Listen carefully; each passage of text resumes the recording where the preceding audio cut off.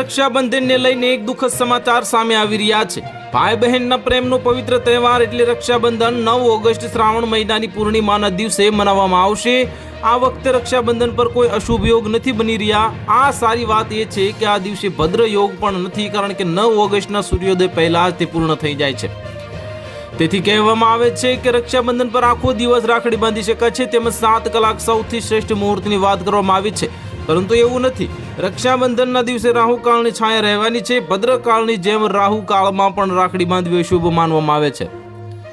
રક્ષાબંધન પર ભદ્રકાળનો અશુભ છાયો ન હોવાથી લોકોને મોટી રાહત મળી છે, અને પરંતુ આ રક્ષાબંધન પર રાહુકાળ અડચણરૂપ બને છે। ચિંતાજનક વાત એ છે કે સવારે 10 થી 12 વાગ્યા દરમિયાન રાહુકાળ બની રહ્યો છે, જેથી આ સમય રાખડી બાંધવી યોગ્ય નથી। 8 ઓગસ્ટના બપોરે 2:12 થી લઈને 9 ઓગસ્ટના જે બપોરે 1:24 વાગ્યા સુધી રહેશે। સવારે 5:47 વાગ્યાથી બપોરે 1:24 સુધી રહેશે, એટલે કે રક્ષાબંધન મનાવવા માટે 7 કલાક અને 37 શુભ મુહૂર્ત રહેશે।